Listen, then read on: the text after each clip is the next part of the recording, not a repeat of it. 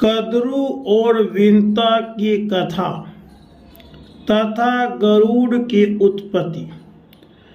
उग्र सर्वा जी कहते हैं, शौनक आदि ऋषियों, अमृत मंथन की वह कथा जिसमें उच्च सर्वा घोड़े के उत्पन्न होने की बात भी है, आपको सुना दी। इसी उच्च सर्वा घोड़े को देखकर कद्रू ने विंता से कहा, बहन जल्दी से बताओ तो यह घोड़ा किस रंग का है। विंता ने कहा, बहन यह स्वराज श्वेत वर्ण का है, तुम इसे किस रंग का समझती हो।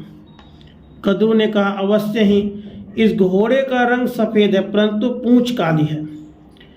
आओ हम दोनों इस विषय में बाजी लगावें। यदि तुम्हारी बात ठीक हो तो मैं तुम्हारी दासी रहूं, और मेरी बात ठीक हो तो तुम मेरी दासी रहना। इस प्रकार दोनों बहनें आपस में बाजी लगाकर और दूसरे दिन घोड़ा देखने का निश्चय करके घर चली गई। कद्रू ने विंता को धोखा देने के विचार से अपने 1000 पुत्रों को आज्ञा दी कि पुत्रों, तुम लोग शीघ्र ही काले बाल बनकर उच्च सर्वा की पूंछ ढक लो, जिससे मुझे दासी न बनना पड़े। जिन सर्पों ने उसकी आज्ञा न मानी, उन्हें उसने शाप दे दिया कि जाओ, तुम लोगों की अग्नि जन्मेजय के सर्प यज्ञ में जलाकर भस्म कर देगा।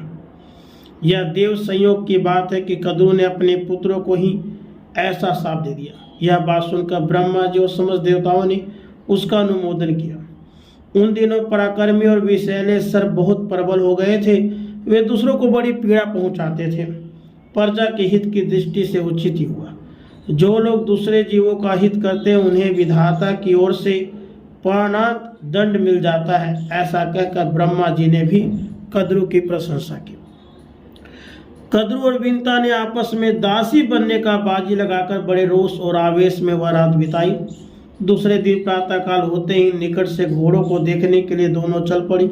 सर्पों ने परस्पर विचार किया कि हमें माता की आज्ञा का पालन करना चाहिए। यदि उसका मन पूर्ण न होगा तो वह प्रेम भाव छोड़कर रोष पूर्वक हमें जला देगी। यदि इच्छा पूरी हो जाएगी तो प्रसन्न होकर हमें अपने शाप से मुक्त कर देगी। इसलिए चलो हम लोग घोड़े की पूंछ को काली बना दें। ऐसा निश्चय करके वे उच्च सर्वा की पूंछ से बाल बनकर लिपट गए, जिससे वह काली जान पड़ने लगी। इधर कद्रू और विंता बाजी लगाकर आकाश मार्ग से समुद्र को देखते देखते दूसरे पार जाने लगी। दोनों ही घोड़े के पास पहुंचकर नीचे उतर पड़ी। उन्होंने देखा घोड़े का सारा शरीर तो चंद्रमा के किरणों के समान उज्जवल है, परंतु पूंछ काली है। यह देखकर विंता उदास हो गई। कद्रू ने उसे अपना दासी बना लिया। समय पूरा होने पर महातेजस्वी गरुड़ माता की सहायता के बिना ही अंडा फोड़कर उससे बाहर निकल आई। उसके तेज से दिशाएं प्रकाशित हो गई। उनकी शक्ति, गति, दीप्ति और शक्ति विलक्षण थी। नेत्र बिजली के समान पीले और शरीर अग्नि के समान तेजस्वी। वे जन्म से ही आकाश में बहुत ऊपर उड़ गए। उस समय वे ऐसा जान पड़ता था मानो दूसरा बड़वान अली हो।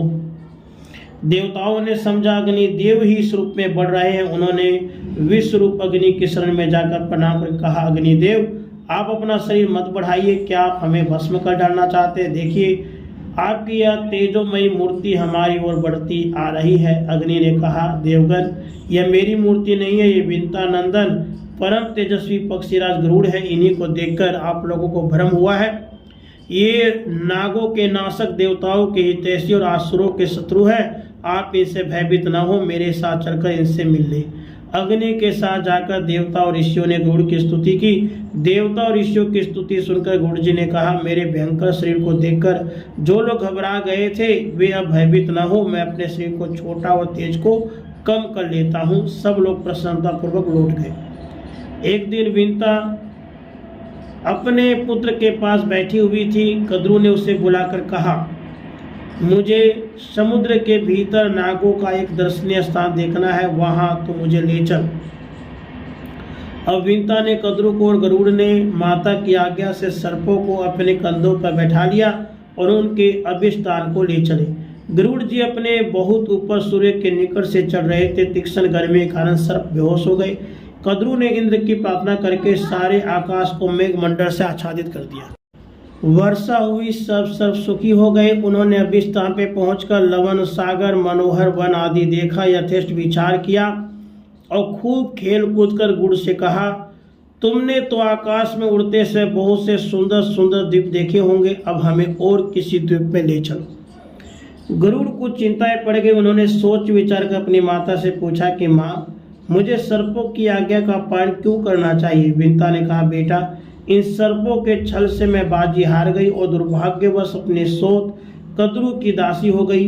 अपनी माता के दुख से गरुड़ भी बड़े दुखी हुए। उन्होंने सर्पों से कहा, सर्पगण, ठीक ठीक बताओ, मैं तुम्हें कौन सी वस्तु ला दूं, किस बात का पता लगा दूं, अथवा तुम लोगों को कौन सा उपकार कर दूं जिससे मैं और मेरी माता दासत्व से मुक्त हो जाए। सर्पों ने कहा, गरुड़, यदि तुम अपने पराक्रम से हमारे लिए अमृत ला दो तो हम तुम्हें और तुम्हारी माता को दासत्व से मुक्त कर देंगे।